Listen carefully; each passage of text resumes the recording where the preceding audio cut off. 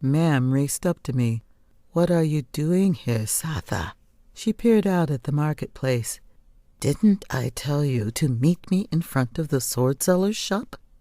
"Standing here, listening to men sing the day before the rose moon, a day when love is on the minds of all. People will say, 'Manoah's daughter is so poor and lonely, she went searching for a man.'" The college lay on the western arc, opposite the rock gate, and a stone's throw from the sword seller's shop. I gestured toward the courtyard wall. I heard the collegians, so I came closer to hear the song. "Do you think Father can tell me what this song means? Do you think they're singing about the Anglani wars?" "The Anglani." She spat out the invaders' names with such venom, I feared the afternoon would be filled with her recounting of bitter memories. "I don't want to hear about them, even in songs bewailing their cruel deeds. Come, hurry to the sword shop." "But Father doesn't trade swords. Why should we?" She glanced back over her shoulder as we sped along. "You're asking too many questions, Satha. Hurry. We have little time." "Why should not I ask? You ordered me here and then took so long getting here." I noticed newly applied kohl around her eyes. She had changed her kaba, too.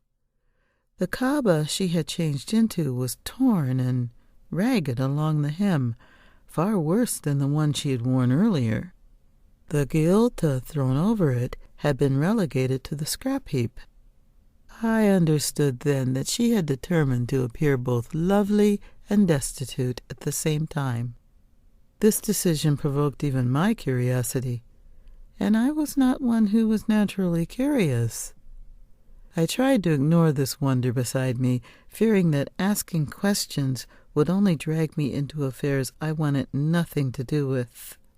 Her eyes busily scanned the eastern arcs near the great garden and peered past the children playing tunes on their reed pipes and bamboo drums near the sun fountain and the water clock.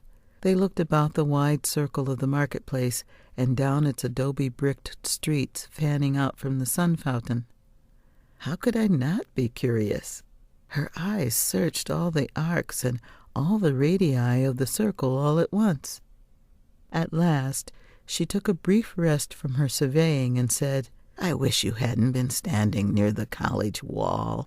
She tugged my braid hard, and her embarrassed eyes shamed me in spite of my innocence. "You're not young or marriageable anymore.